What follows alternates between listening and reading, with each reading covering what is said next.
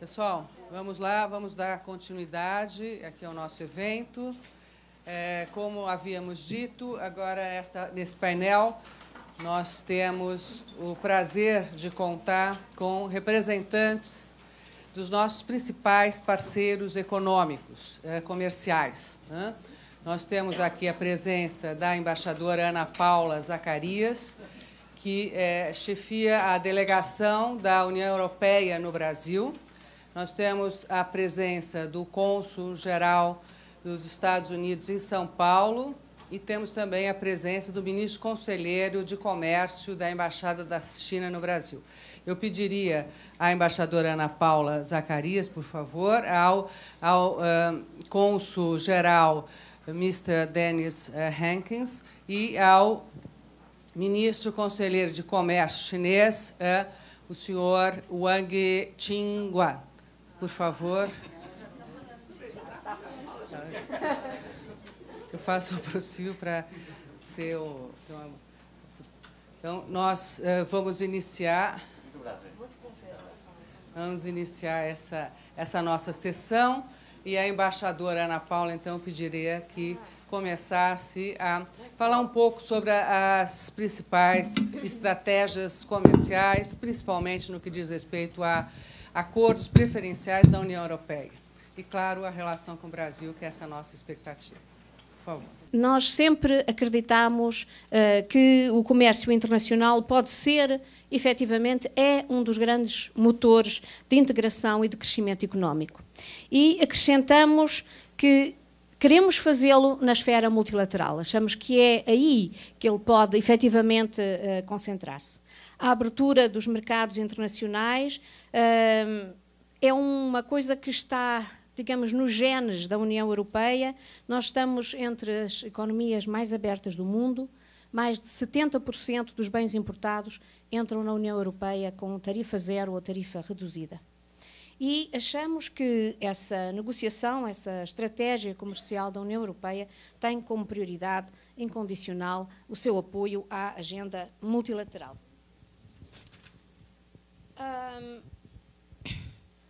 E isso é importante não só para assegurar o nosso crescimento, mas também porque a União Europeia é, neste momento, a maior economia mundial, o maior ator no domínio do comércio internacional, o maior receptor de investimentos e também somos o maior doador de ajuda ao desenvolvimento. Isto cria-nos também uma certa responsabilidade mundial. E essa responsabilidade leva-nos a ser um ator sempre atento aos processos multilaterais de cooperação nesta área. Infelizmente, vemos que o mesmo se desenrola a uma velocidade muito baixa. E, em face dos processos de globalização e das rápidas mudanças que vamos assistindo na cena internacional, não podemos ficar parados. E daí a União Europeia ter desenvolvido uma política ativa de promoção dos acordos bilaterais de livre comércio. Por que é que o fazemos? Do nosso lado, porque, obviamente, precisamos de crescer também. Precisamos de encontrar empregos, precisamos de poder encontrar também nos nossos parceiros possibilidades de cooperação que nos ajudem também a crescer. Por outro lado, pensamos que os nossos parceiros têm a ganhar em fazer estes acordos bilaterais com a União Europeia. Trata-se, como já disse, do maior mercado mundial, é um mercado muito estável e é também aquele que melhor paga. Além de que, muitas vezes, o facto destas negociações muito intensas e muito detalhadas em matérias de regulamentação fazerem com que os nossos parceiros depois possam também negociar mais facilmente acordos com outros parceiros. Nós temos vindo a negociar muitos destes acordos. Hoje de manhã tivemos aqui uma lista que é bastante maior, eu estive a ver os números, é bastante maior do que aquela que foi aqui apresentada. Nós temos já 28 acordos em vigor, estão 9 a ser negociados, não, 9 já foram negociados, mas ainda não estão em vigor, e temos outros 9 que estão em negociação, além de muitos outros acordos que se chamam acordos de comércio e desenvolvimento, que estão a ser negociados com os países ACP. No dia 1 de março entrou em vigor o acordo com o Peru, e esse acordo abre um benefício anual imediato de mais de 500 milhões de euros para as empresas. Sem contar que, nesta realidade, o maior ganho vem até de assegurar condições mais estáveis para o comércio e para o investimento, aquilo que se costuma chamar o business environment. Com a Colômbia, o acordo entrará em vigor ainda este ano, assim que a Colômbia ratificar e terminar os seus procedimentos internos de ratificação. Também já estão assinados e em breve entrarão em vigor os acordos com Singapura e com a América Central. E já faz tempo que assinamos acordos com o Chile, com o México, com a África do Sul e também com a Coreia do Sul. Aliás, eu pararia aqui para falar um bocadinho deste acordo com a Coreia do Sul, que entrou em vigor em julho de 2011 e que nós chamamos um acordo de última geração, porque, como também se referiu aqui hoje de manhã, os acordos hoje não se circunscrevem apenas às questões tarifárias, eles vão muito além disso e acabam por tratar também de regulamentação técnica, de questões sanitárias ou fitossanitárias, problemas de padrões industriais, até inclusive de desenvolvimento sustentável. Por isso, este acordo que demorou tempo a fazer, estes acordos são bastante mais complexos, como foi dito hoje de manhã. Este acordo com a Coreia foi para nós um test case e esperamos que ele possa ser usado, e será certamente um modelo usado para o futuro com outras negociações com outros países.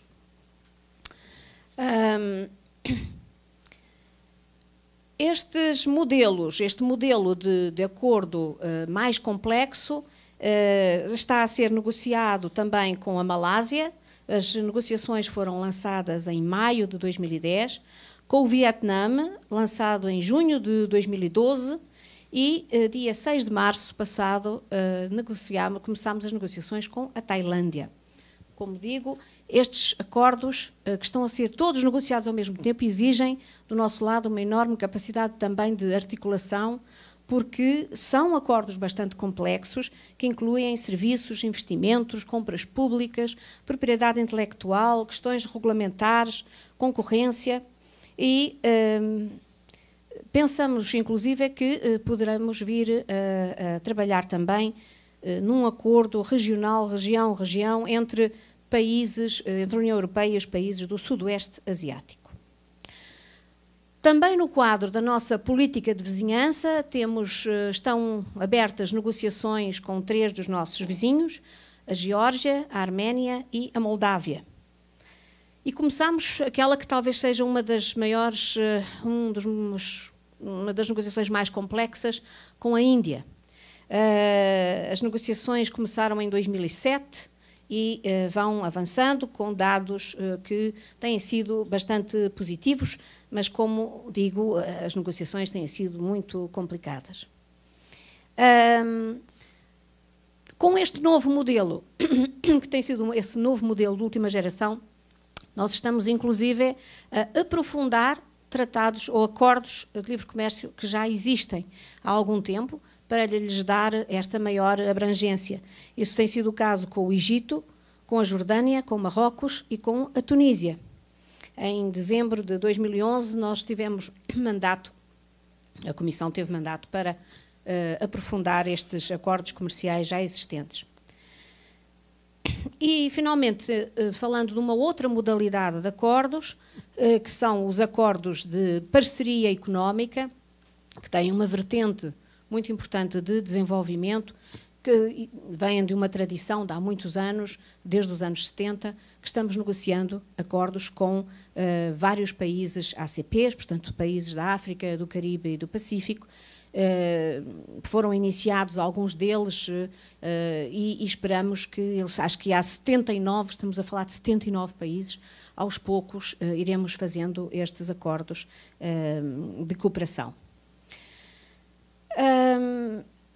Para além disto, estamos a fazer outros acordos que são os chamados acordos Norte-Norte, que são acordos também eles muito complexos, e estamos a falar de negociações com o Canadá, com o Japão e com os Estados Unidos.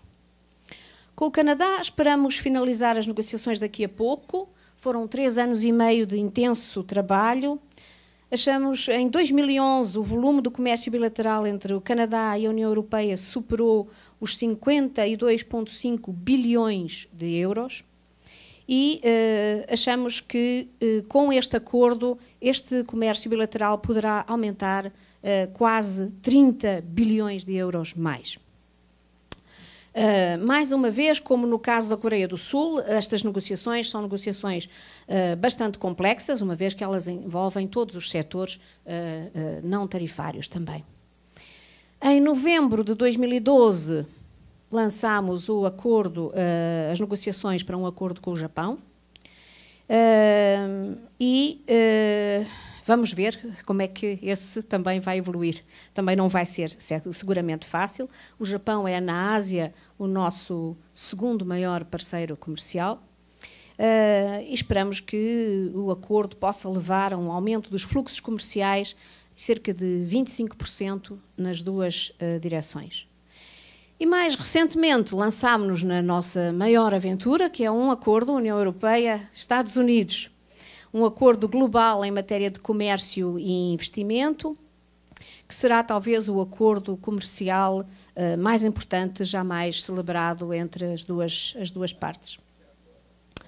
Também aqui vamos muito além de uma abordagem clássica da eliminação dos direitos tarifários para se falar de mercados de investimento, de serviços e contratos públicos e alinhamentos de políticas em áreas muito relevantes. Sobretudo, como se também dizia esta manhã, na questão das normas técnicas, que constituem realmente um dos grandes obstáculos ao comércio transatlântico. Portanto, este será seguramente uma negociação difícil, mas que iremos levar avante com um grande empenhamento. As estimativas mais recentes mostram que um acordo abrangente e ambicioso entre a União Europeia e os Estados Unidos poderá trazer ganhos anuais globais equivalentes a 0,5% do PIB da União Europeia e um aumento de 0,4% do PIB dos Estados Unidos até 2027. Seria o equivalente a 86 mil milhões de euros de receitas anuais adicionais para a economia europeia e 65 mil milhões de euros de receitas anuais adicionais para a economia americana. Portanto, são volumes realmente imensos. Não vai ser fácil, o percurso é complexo, temos muitas questões em debate, basta falar de questões tão sensíveis quanto os OGMs, que será certamente um dos temas complicados. E chegamos ao nosso acordo União Europeia-Mercosul. Já falámos de toda esta lista. Então, parece-nos óbvio e claro de que, percorrendo o mundo como fizemos com todos estes acordos bilaterais, tínhamos um acordo com o Mercosul, que é uma região, uma área, que tem connosco imensas parecenças e com quem temos uma relação já sólida de há muito tempo. O Mercosul é o 8º maior parceiro comercial da União Europeia. A União Europeia é o maior parceiro comercial do Mercosul, o maior investidor no Mercosul. Os investimentos da União Europeia no Mercosul são maiores do que os investimentos combinados da União na Rússia e na China. Um acordo interregional abrangeria 800 milhões de cidadãos, abriria novas oportunidades comerciais e de investimento nas duas direções. E também aqui estão sendo negociadas questões muito mais além do que as barreiras tarifárias. Falamos de bens e serviços, de investimentos, de direitos de propriedade intelectual, compras governamentais, barreiras técnicas ao comércio, questões fitossanitárias. Estão abertas 12 linhas, não é? 12 linhas de negociação, 12 grupos de trabalho. As negociações avançaram. Houve um avanço substancial desde maio de 2010, sobretudo naquilo que dizíamos hoje de manhã, o pilar normativo, não é? Agora temos que fazer as ofertas de abertura de mercado. É um momento crucial,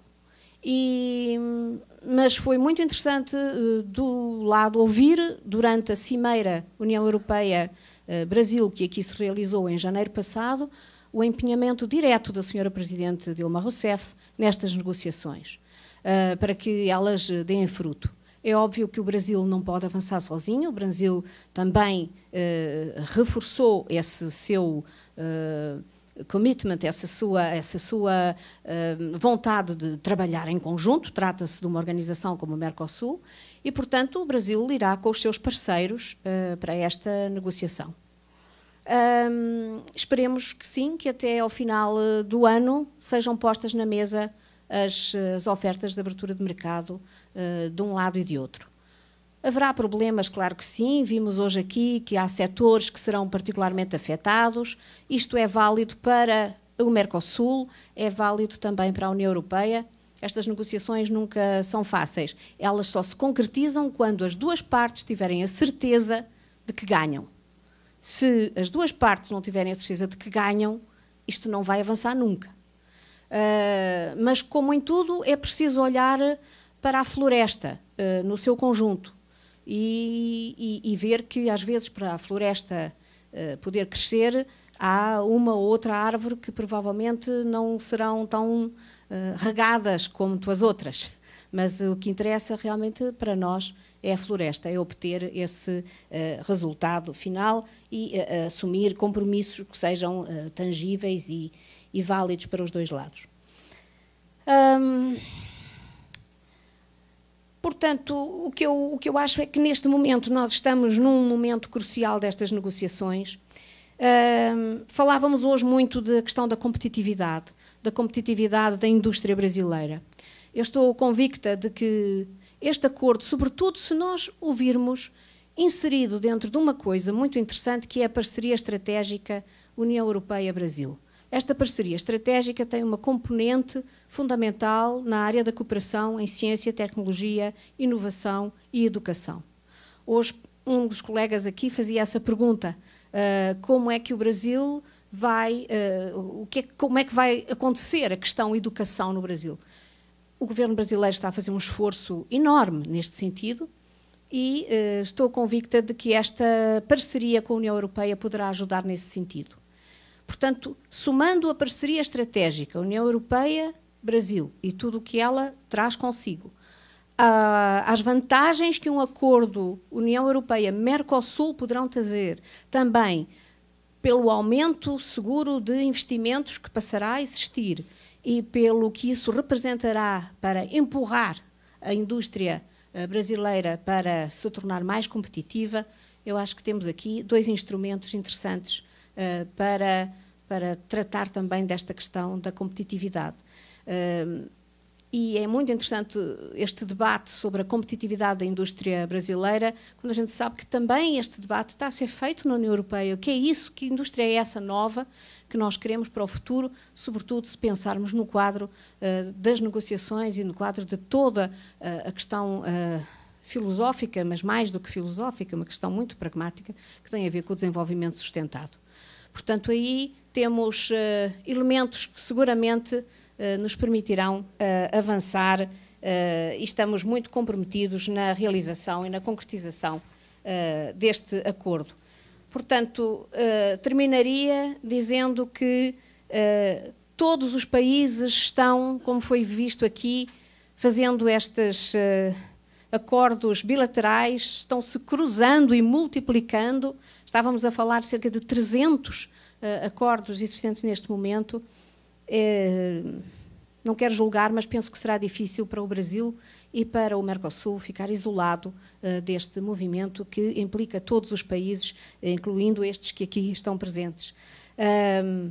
Como dizia o ministro Patriota no outro dia, ficar parado não é ficar parado, é andar para trás. Por isso, vamos avançar. Muito obrigada. Embaixadora. Muito obrigada, embaixadora Ana Paula Zacarias. Eu gostaria agora de passar a palavra ao cônsul, acho que posso passar aqui, né? Cônsul-geral dos Estados Unidos em São Paulo. Não vou ficar tão fluente com nossa colega da União Europeia, mas é realmente um prazer para nós estar presente nesse painel com nossos colegas da União Europeia e da China. Que realmente isso é um assunto que é tão importante para o Brasil, mas também para todos os países do mundo hoje em dia, quando fala de comércio. E é evidente que esses acordos de comércio possam mudar as sociedades. Há uns 20 anos atrás que os dois mais importantes acordos recentemente foram assinados. O Tratado de Maastricht, mas também o Acordo de NAFTA. E nós podemos ver nos Estados Unidos que isso mudou os 3 parceiros de NAFTA. Então, o México, a economia deles mudou até que o momento que hoje em dia o México é o maior concorrente do Brasil em termos de força econômica na América Latina. Os Estados Unidos abriu novos mercados ao mesmo tempo que foi transferido muitas indústrias para outros países, indústrias que realmente, eventualmente, não houve possibilidade de sucesso, mas com novos mercados, abriu novas oportunidades também para nós. E nossa relação com o Canadá é quase um mercado comum hoje em dia. Então, os investimentos em indústria no Canadá servem ao mercado americano também com o Canadá. Então, afinal, mesmo com muitos problemas, não foi 100% sucesso, mas houve uma mudança tão importante.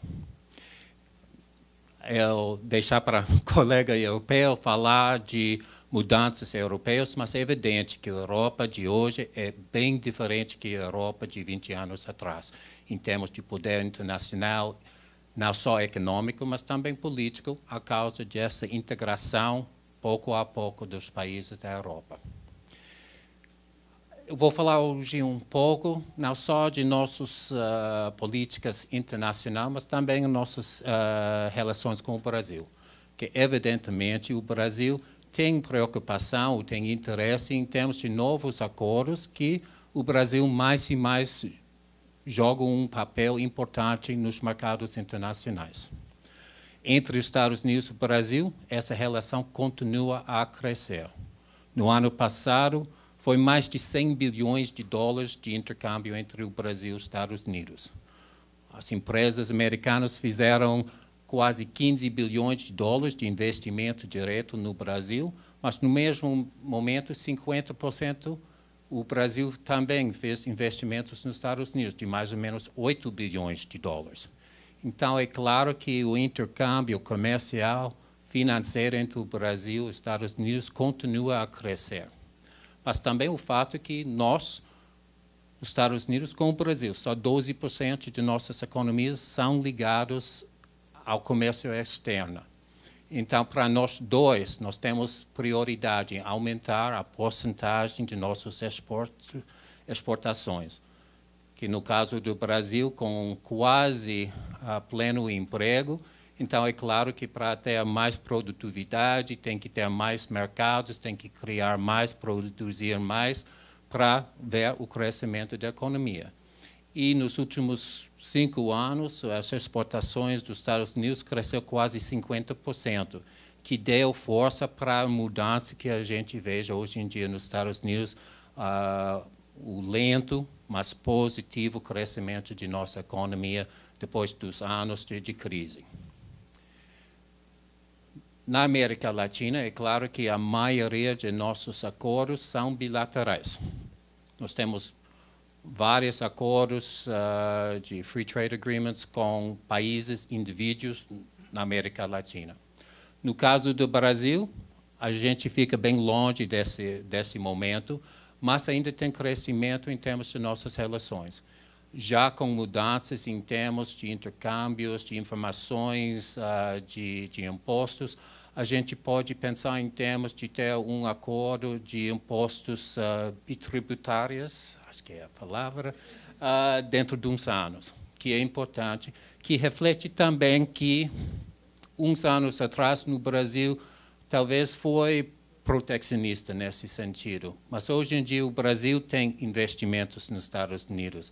As empresas brasileiras também têm interesse de não pagar impostos duas vezes. Já foi visto já há muitos anos, antigamente em termos, por exemplo, de proteção de propriedade intelectual.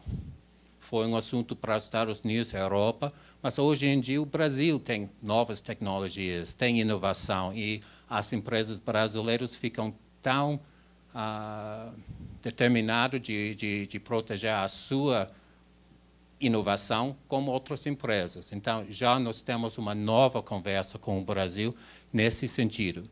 Então, com o crescimento do Brasil, nós vejamos que os interesses econômicos, financeiros ficam mais e mais coordenados entre nós dois. Claro que ainda temos pontos de diferença. No setor agrícola, particularmente, é sempre difícil. Como foi dito, nas nossas negociações com a Europa, com vários países, isso é sempre um setor bem sensível acho que para todos os países. Mas em termos dos grandes movimentos hoje em dia do governo americano, então a política do presidente Obama em termos de comércio, 3 pontos principais. Então, os Estados Unidos fica com um país Atlântico e também Pacífico. E nós temos essa chamada virada para a Ásia, que representa o nosso maior mercado em termos de exportações e importações, mas também representa 40% do PIB mundial. Então, nós estamos agora no processo de negociações para a região pacífica. Não somente os países da Ásia, mas também países como Chile e Peru, que fazem parte desse oceano. Que isso realmente representa a oportunidade para todos esses países de aumentar ainda mais essas conexões em termos de comércio. E também, claro, e historicamente, os Estados Unidos fica com essa conexão transatlântica. E nossas negociações que começam agora, tomara que o Congresso vai dar acordo, mas provavelmente eles vão dar. Então, essas vão começar para ampliar também as nossas relações com a Europa.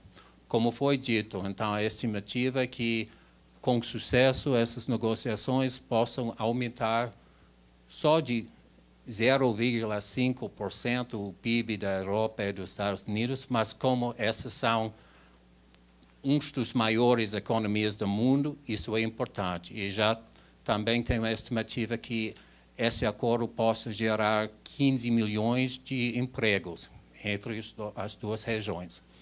E como os Estados Unidos e a Europa precisa crescer ou recrescer, é tão importante para nós.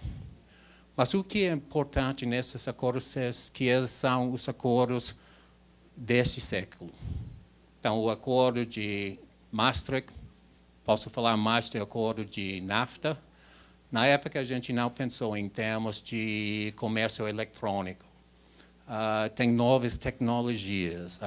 O papel de serviços é muito mais importante hoje em dia do que 20 anos atrás.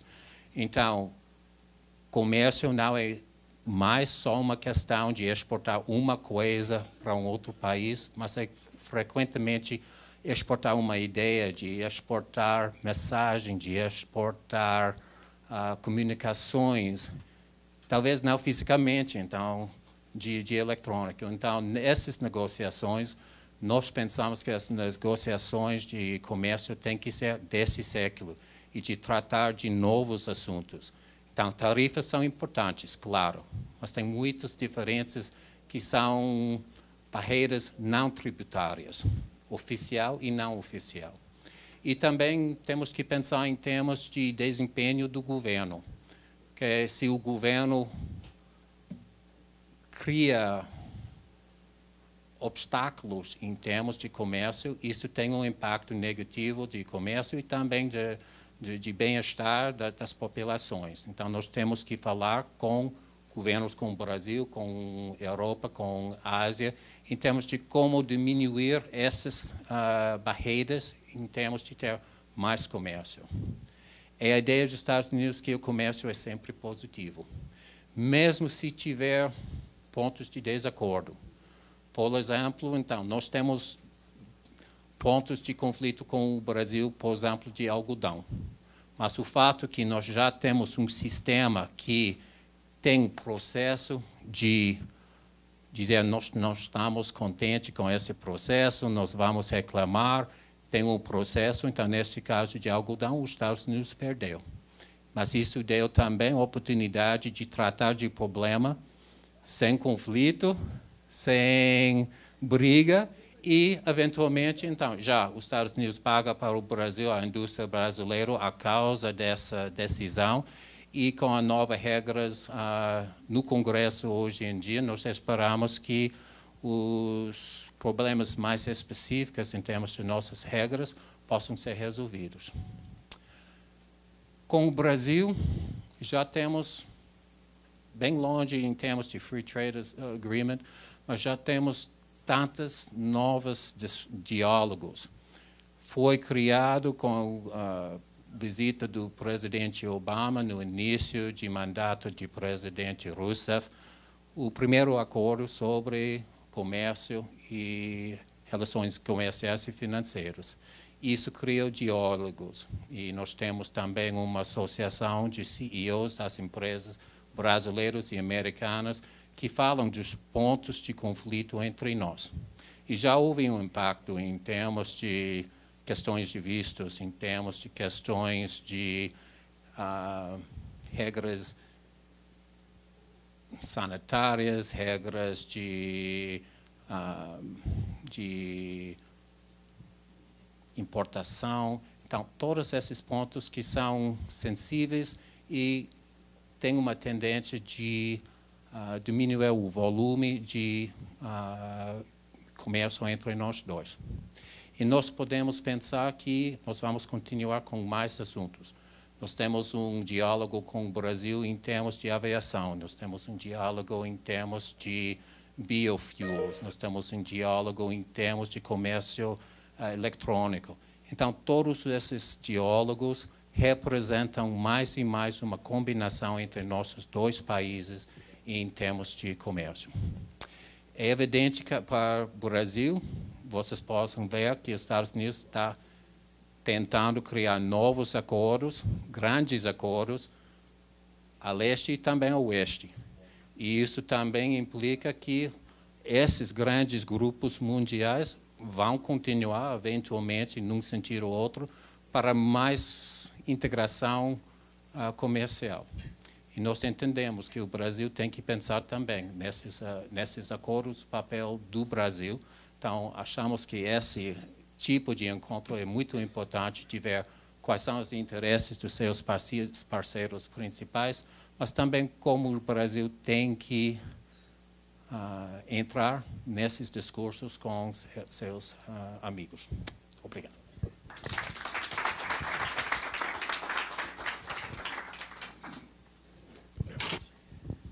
Muito obrigada, cônsul.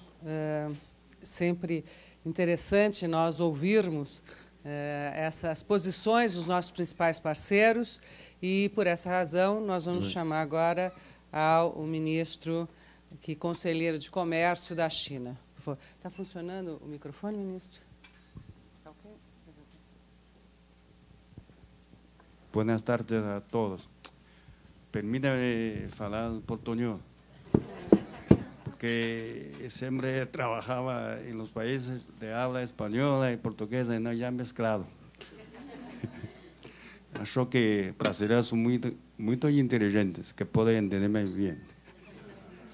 En primer lugar, quería agradecer a la Fundación que me da esta oportunidad de reunirme con los brasileños aquí presentes, también con colegas diplomáticos, que los dos representan casi 50% de PIB del mundo.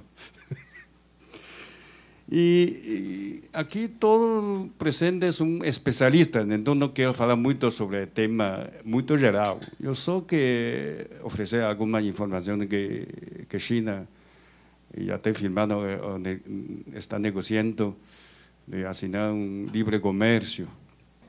Desde el año 2003 hasta hoy, China ya creó con 25 países y regiones 12 zonas de libre comercio que se distribuyen en Asia, Oceanía, América Latina y Europa.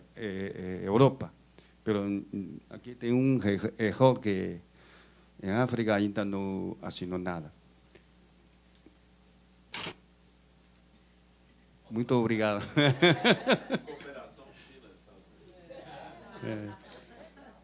Primero, quería ofrecer información de los acordos da zona de libre comercio entre China y sus dos regiones administrativas especiales, Hong Kong, Macao y también con Taiwán.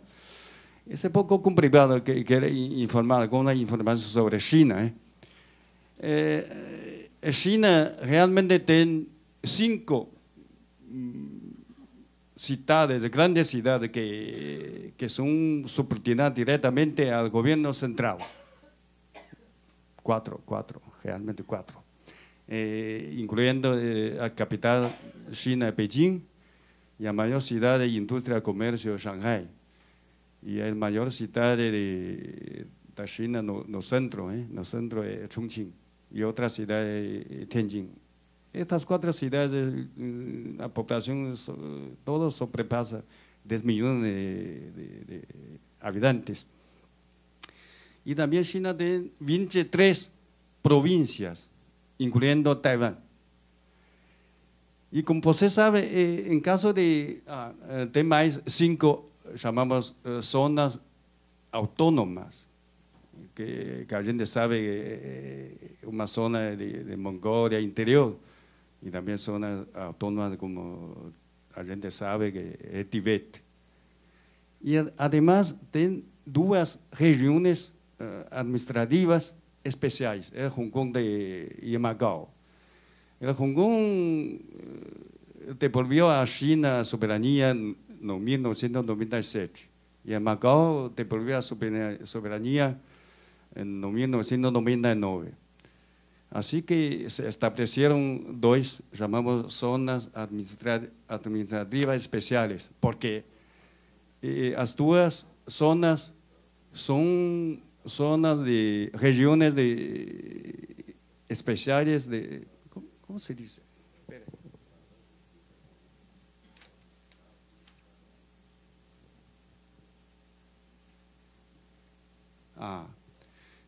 Regiones aduaneras autónomas, y también, todos son miembros de OMC. Y en cuanto al acuerdo con Hong Kong, el nombre completo en portugués es el siguiente: Acuerdo de Estreitamiento de las Relaciones Económicas y Comerciales entre o interior de China con Hong Kong. Cualquier acuerdo muy complicado, entonces si você quiere conocer los detalles, tiene que procurar por internet, ¿tá? Yo no quiero hablar mucho.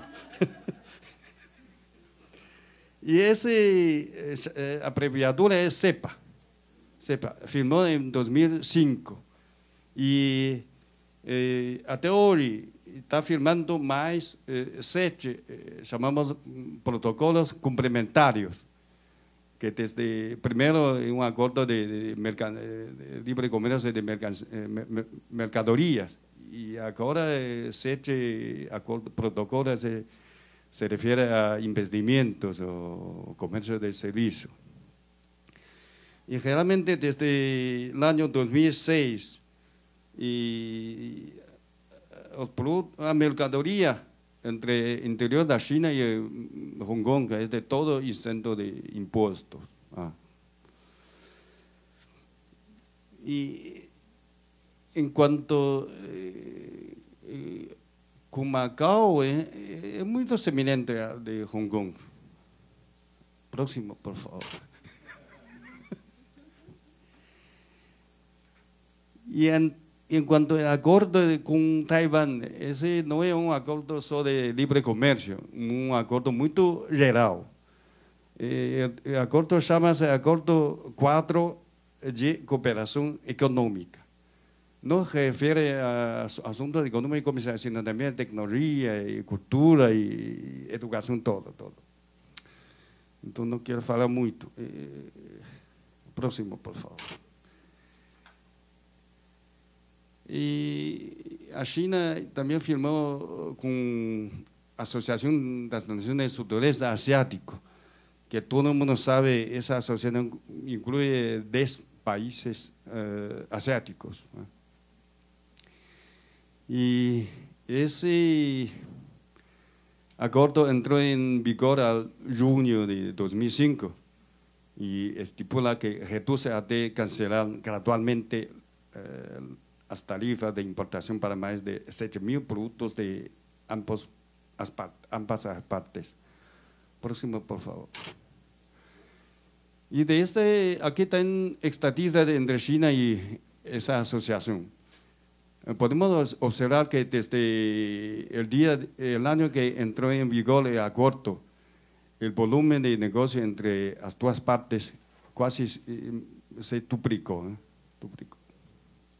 El próximo, por favor. En junio de 2006, China y ASEAN asignaron el Acuerdo de Comercio y Servicio, que está promoviendo la apertura del sector de servicios de ambas partes. Próximo, por favor.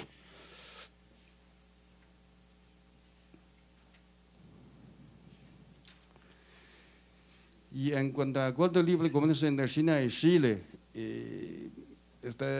entró en vigor en 2006 y es el primer acuerdo entre China y un país latinoamericano.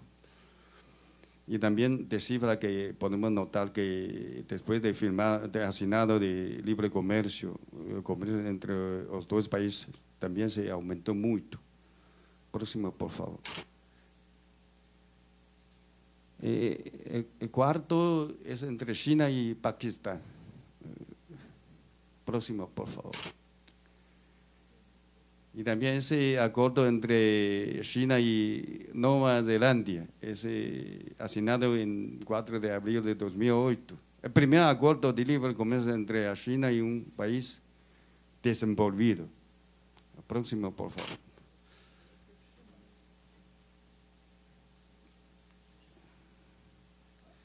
Acuerdo con Singapur, firmado, asignado en 23 de octubre de 2008. Y hasta hoy, casi 97% de los productos ya exentos de impuestos, pero realmente que casi 100% de productos importados y exportados. Próximo, por favor. Ese acuerdo de libre comercio entre China y Perú, asignado en abril de 2009. Es el primer acuerdo de libre comercio entre un pacote, porque antes China firmó primero un acuerdo de libre comercio de mercaderías. Y ese caso con Perú, firmaron un acuerdo en pacote, incluyendo mercaderías y también temas de comercio de servicios, investimento, todo. Próximo, por favor. Ese acuerdo en China con Costa Rica. Pues se sabe que China y Costa Rica se establecieron relaciones diplomáticas en 2007. Y al año siguiente, 2008, comenzaron a negociaciones y consiguió un acuerdo que es muy amplio, muy amplio. Próximo, por favor.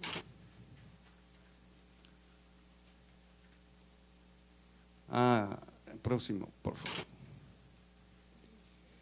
Ese acuerdo con Islandia es firmado recientemente, no día 15 de abril de este año corriente. Próximo, por favor. Otro acuerdo de comercio de Asia-Pacífico. Está incluyendo solo 5 países, 6 países. Pero es un acuerdo que dentro de un ámbito de Naciones Unidas, tal vez así.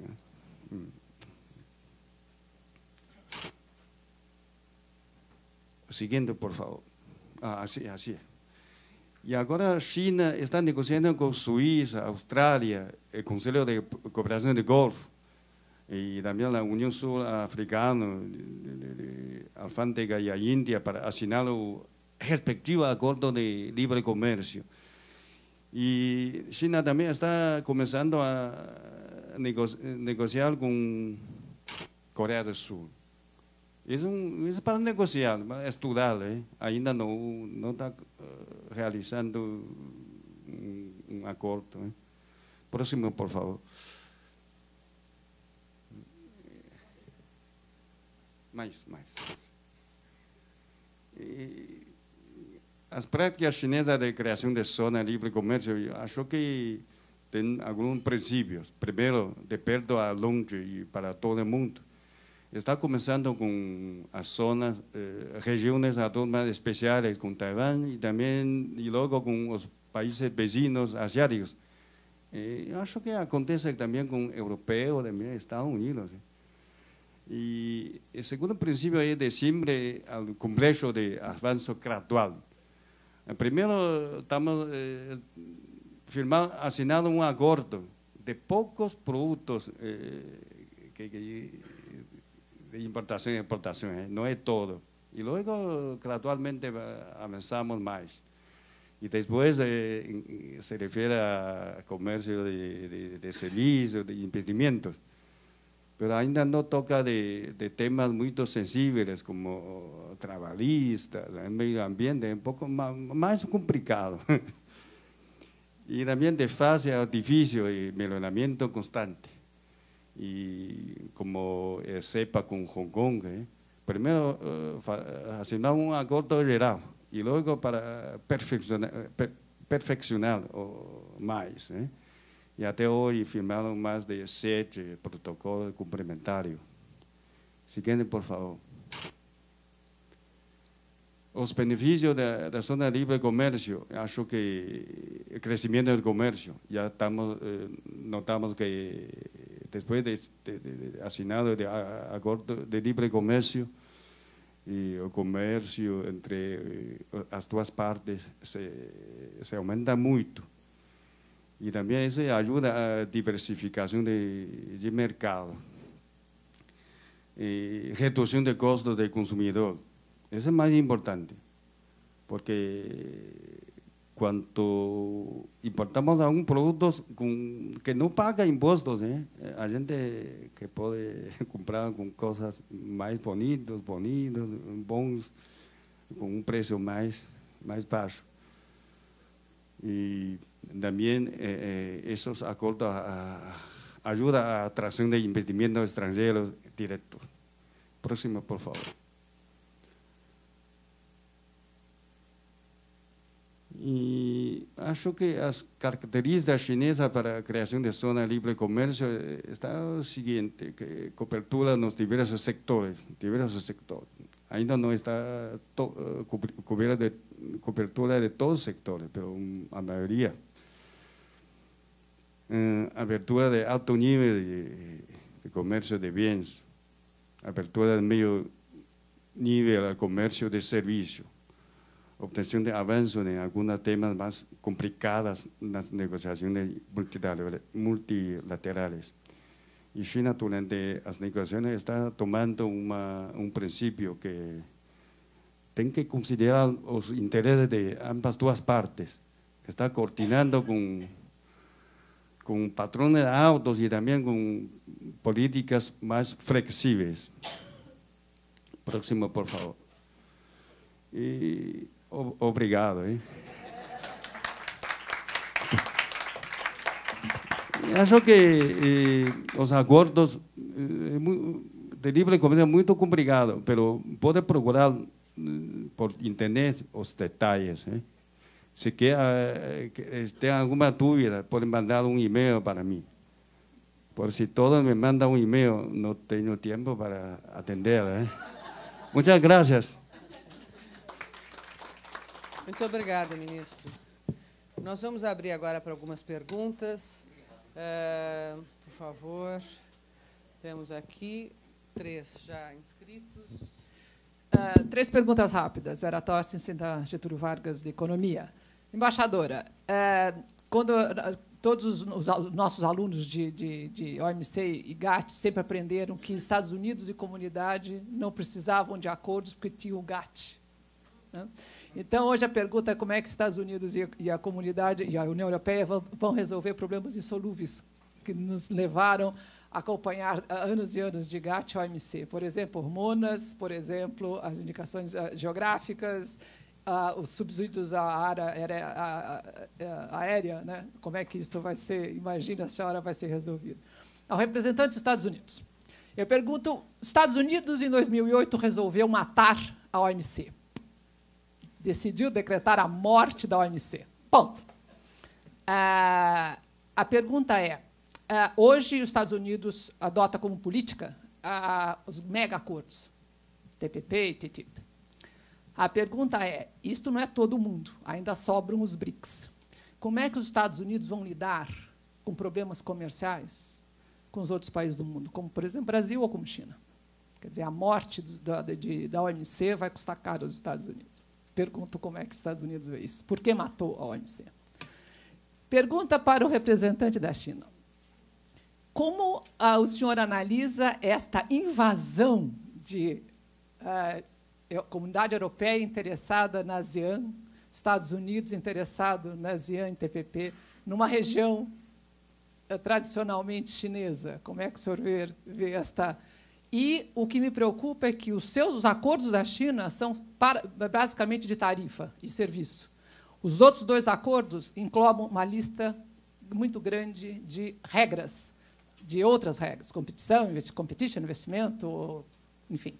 Como é que o senhor vê conflito de normas e conflito de regras entre essas 3 grandes potências dominando a mesma área, a ASEAN? E como é que o senhor vê a sua reação à iniciativa dos Estados Unidos de incluir câmbio, salvaguarda cambial, nos acordos com o TPP, com a Ásia, da região da Ásia? Obrigado. Professor. Bom dia. Meu nome é Mário Munhaine, eu fui secretário de Comércio Exterior, da Câmara de Comércio Exterior no governo federal, na época. Com o Ronaldo fomos responsáveis pelas negociações em 2004 com a União Europeia e com a possível formação da Free Trade Agreement of America com os Estados Unidos. Com a China ainda não tinha, nessa época, nenhum tipo de perspectiva. E, claro que, hoje em dia, estou na Fiesp, no nosso escritório de advocacia, seguindo esses temas. E, para a embaixadora, a pergunta seria a seguinte. O relato que a senhora fez de diversos acordos, existem países que incluem os produtos chamados, que eram os 5 produtos mais difíceis da negociação com a União Europeia. Carne, açúcar, etanol, sem dizer outros. Tailândia é um grande produtor de açúcar. A senhora fez um acordo com ele. O açúcar entrou no acordo.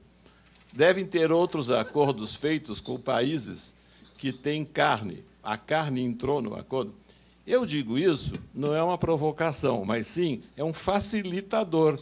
Se a senhora já negociou esses produtos nesse âmbito com outros países, seguramente ou usou a nossa cota ou vai ter que arranjar uma cota suplementar para negociar conosco. Então, é uma pergunta difícil.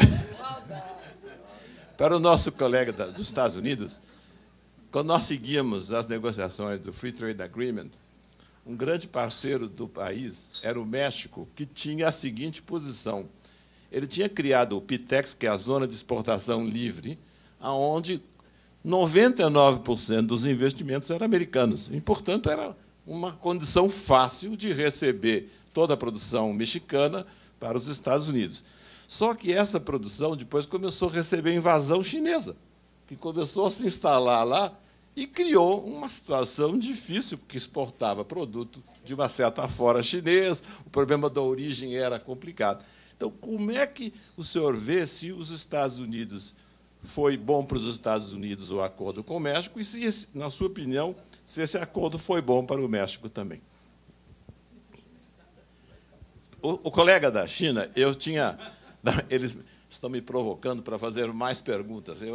Nem todos serão obrigados a ser iguais. Eu tenho tido negociações com a China de outros aspectos, mas isso eu fiquei muito, digamos, prazerosamente surpreso, que eu imaginava que a China não tinha necessidade de fazer acordos comerciais, dada a sua capacidade de produção e preços baixos. Mas, então, se os senhores estão fazendo acordo, os senhores devem ter uma razão para estar fazendo isso. Qual é? Diminuição, os custos aumentaram, ou os senhores estão pensando no acordo mundial, que os senhores não podem ficar isentos de um acordo? Aqui, por favor. Tomás, não? Não?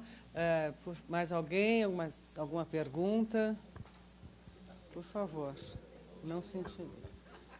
Então, aqui, professora Michele. Professora Michele, Fundação Getúlio Vargas, minha pergunta é para a embaixadora.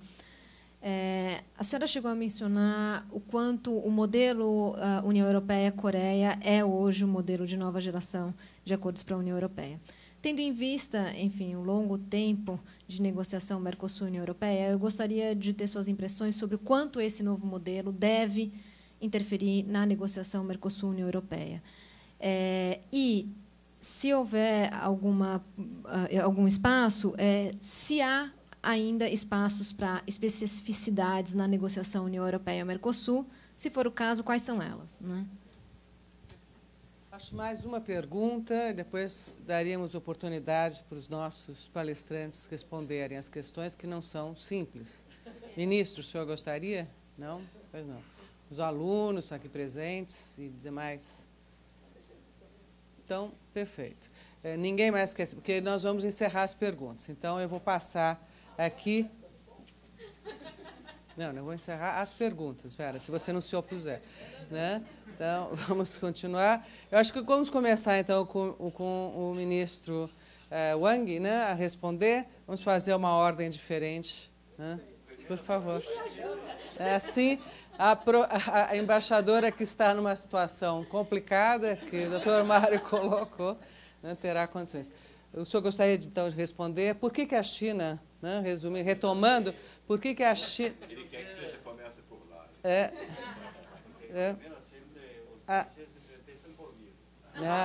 Tá certo. Tá certo. Então, a China pode pleitear. Então, pode pleitear. O senhor prefere passar a palavra? Tem mais influência para temas internacionais. Pois não. Cônsul, o senhor gostaria, então, de falar pelos Estados Unidos? Seu compromisso, por favor.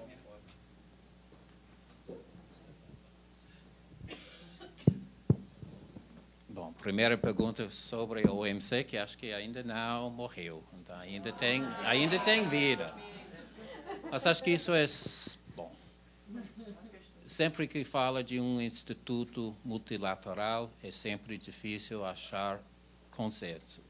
De vez em quando, todas as estrelas são no momento certo para ter progresso. E essas eleições que vêm são tão importantes para a instituição e também para o comércio internacional, porque realmente a gente fala hoje em dia de regras de século XXI. Então, tem novos aspectos que têm que ser feitos e tem candidatos de qualidade, claramente o candidato do Brasil, que tem que mudar esse instituto para que ela possa fazer o que é importante para o mundo. Mas, enquanto Então, os Estados Unidos não fica parado. Então, se não tiver essa oportunidade de acordos mais globais, então nós temos que procurar acordos bilaterais e mesmo acordos mais amplos. Então, esse acordo de Pacífico é 15 países, o acordo com a União Europeia, então envolve tantos países. Então, isso é o que nós podemos fazer ao momento.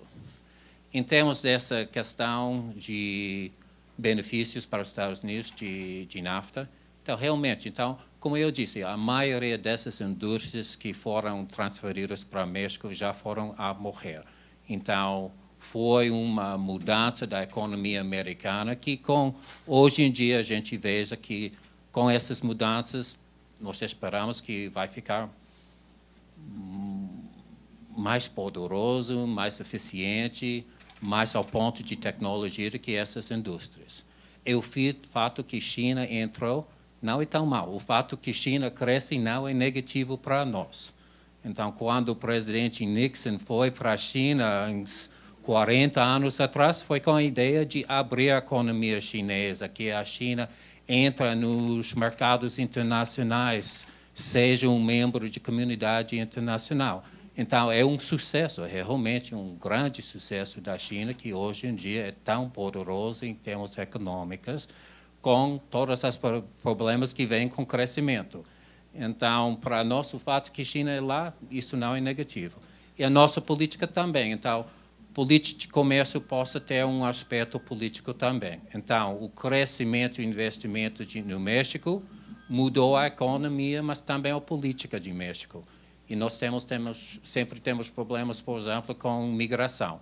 Então, que a economia mexicana fica mais forte, tem menos pessoas querendo ir. Nós também temos nosso programa de AGOA, que nós damos benefícios, até empresas brasileiras de instalar em Moçambique ou em Cabo Verde para fazer exportações para os Estados Unidos, porque isso tem uma dinâmica de aumentar a economia da África, que é positivo também para nós, não só em termos econômicos, mas também em termos de direitos humanos, de estabilidade política. Não, mas para dizer que subscrevo 100% o que o nosso colega acabou de dizer. É disso que se trata. Quando a economia mundial cresce, todos beneficiamos. E, em particular, os países que mais necessitam de apoio ao desenvolvimento também beneficiam desse desenvolvimento global. Agora, também para dizer que a OMC, do nosso ponto de vista, não morreu. Nós continuamos a apoiar as negociações que estão em curso no quadro do OMC. Achamos que é um caminho importante e o presidente Durão Barroso acabou de escrever uma carta à presidente Dilma nesse sentido, dizendo: precisamos do Brasil para dar continuidade às negociações que estão em curso. Não serão os resultados que houvéssemos esperado há tempo, mas alguns resultados ainda são possíveis e queremos continuar a trabalhar para eles. Mas, como também dizia o nosso colega americano, não podemos ficar parados à espera que as coisas aconteçam. Temos que continuar a ir por este caminho, que é um caminho semi-multilateral, porque alguns destes acordos são feitos com várias dezenas de países, outros são feitos só a nível bilateral. É um caminho que teremos que trilhar porque nos faz falta e porque achamos que ele é importante e vai aumentar a economia, o crescimento da economia global. São difíceis? São, claro que são. Estas negociações, quanto mais complexas são, mais difíceis são. Negociar a propriedade intelectual, questões regulamentares, questões fitossanitárias, além de todos os outros produtos que já são problemáticos de per si, seja a carne, seja o açúcar, seja o etanol, claro que é difícil. Agora, nós fizemos, por exemplo, os estudos de impacto para o Acordo União Europeia-Mercosul e pensamos que poderá haver um aumento de exportação de, por exemplo, mais 10% para todos os grãos do Mercosul. O Brasil certamente aumentará as suas exportações de etanol. O Brasil já é, neste momento, um dos maiores exportadores para a União Europeia. E desde 2001, as importações da União Europeia de etanol cresceram 4 vezes. Portanto, se isto estiver no acordo, será certamente um elemento importante, sobretudo se falarmos até de coisas que já estão a acontecer, que é a cooperação na área dos biofuels de segunda geração. Açúcar, carne, etanol serão seguramente incluídos dentro do quadro das negociações. E alguns destes produtos também já figuram nos outros acordos que nós fizemos com a Coreia ou os posteriores à Coreia, a Malásia e Vietnã e Singapura, ou que estão em negociação, alguns deles. O que era mais? Finalmente, para dizer as especificidades dos acordos. Ora bem, eu acho que neste momento, e falando agora só do Mercosul, agora o meu colega americano não está aqui, fugiu, foi embora, não está. Eu só queria sublinhar este aspecto. É óbvio que tem que haver espaço para tudo. Nós estamos fazendo estas negociações todas ao mesmo tempo. Tem que haver espaço para tudo, mas também não posso negar que elas têm impactos umas sobre as outras. Então, o acordo União Europeia-Mercosul vem sendo negociado há muito tempo. E, obviamente, nós esperamos que este acordo se concretize, que as ofertas sejam feitas agora e que ele se concretize num espaço razoável de tempo. Se isso acontecer, há mais possibilidades de espaço em relação a uma negociação sobre esses elementos que são difíceis do que se ele acontecer depois de uma negociação com os Estados Unidos. É óbvio. Portanto, isso ainda nos empurra mais para a importância, para sublinhar a importância deste acordo União Europeia-Mercosul. Se ele for feito agora, é mais fácil. Se for feito depois de nós termos entrado em full movement com as negociações com os Estados Unidos, será mais complicado, porque eu não queria dizer isto assim, mas ou é carne de Montana ou é picanha. Então, é um pouquinho... Claro que sim. Nós gostamos das duas. Mas terá que haver esse é um aspecto central também deste debate, obviamente. Muito obrigada, embaixadora. Ministro, então, se o senhor puder nos responder a uma questão que foi colocada, porque mesmo a China, com todas as vantagens absolutamente eloquentes do seu comércio, faz um esforço, tem feito um esforço para a construção de acordos preferenciais. E as outras demais questões, por favor. Muito obrigado por sua pergunta. Eu queria enfatizar que eu sou ministro conselheiro para assuntos econômicos entre China e o Brasil. Que bom que está aumentando sempre o volume de comércio entre os dois países. Mas, em quanto a temas internacionais, em meu Ministério de Comércio trabalha 2 departamentos, um departamento encarregado de assuntos econômicos internacionais e outro de OMS. Mas eu sei que China, igual que com Estados Unidos, todo mundo está trabalhando para chegar a um acordo multilateral. Agora está em processo de negociações. Mas eu queria dizer que com globalização econômica mundial, todos os países estamos no mesmo barco. Temos que trabalhar juntos para chegar ao destino. Se o barco perfurado, ninguém escapa. Então que eu quero dizer, com esforços de todo membro da OMS, vamos chegar a um acordo multilateral. Mas não estou de acordo que diz que a invasão econômica de um país a outro, em outro país. É melhor que entre no mercado mais suave, porque a invasão é muito ruim.